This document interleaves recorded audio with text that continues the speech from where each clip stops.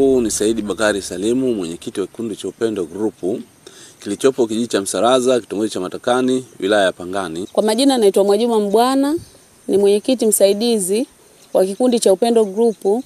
Kwa majina naitwa Halima Kasimu Abedi, ni mweka hazina au muhasibu wa kikundi cha Upendo Group. Kikundi chetu tunajishughulisha na ufugaji wa samaki aina ya sato. Kwanza sisi tuko watu 22. Ke 11, me 11. Kwa ushirikiano wetu tuko haki sawa. Yaani wanawake wanashiriki kama vile wanaume na wanaume wanashiriki kama vile wanawake. Kwamba hizi nguvu kazi tumejipangia sisi wenyewe. Tulipokuwa tumeanza hicho kikundi tulianza na mizinga 7, tukaja na kuchimba mabwawa, tukaanza na 2. Ndani ya mwaka 2024 tukapata ufadhili wa UCN. 2024 tukaongeza mabwawa yale tulichimba yalikuwa kizamani. Tukaweka mabwawa ya kisasa na tukaongeza bwawa la 3. Bwawa la kwanza tukaingiza sato ambao wa jinsia moja. Bwawa la pili la kati kama mnavyoliona hapo tukaingiza sato ambao wanazaliana. Na bwawa la 3 tukaingiza kaa.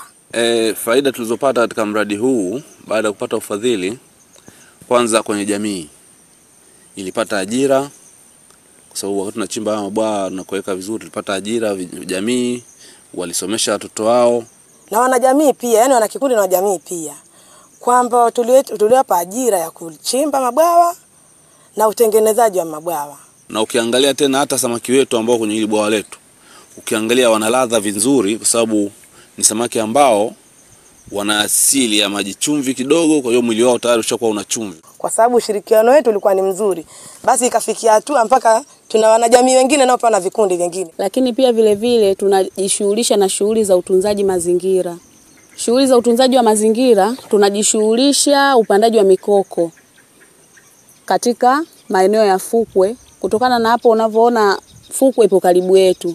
Kwa hiyo tunapanda mikoko kwa kuzunguka eneo la bwawa letu, pia kuzuia mmomonyoko na hewa ya ukaa. Yaani wenyewe wataalamu wanavyosema kwamba mkoko unanyonya hewa ya ukaa mara 7 ya miti ya juu. Na changamoto tulizokuwepo nazo. Changamoto uhaba wa chakula. Chakula kwa kweli kiko juu. Tulikuwa na changamoto ya ndege na kenge. Walikuwa wanakuja kuchukua samaki hapo bwawani. Kwa hiyo baada ya kupata mradi na wafadhili tulinunua hizo nyavu kwa ajili ya kuzuia kenge na wadudu. Hapa tegemeo la sisi wana Upendo Group kwamba tuna tegemeo zuri, baada ya muda kadhaa tukivuna basi tutazidi kupata mafanikio. Ndio lengo letu, kutoka kwenye hali mbaya kuja kwenye hali ya kiuchumi ambacho kimenyanyuka vizuri zaidi.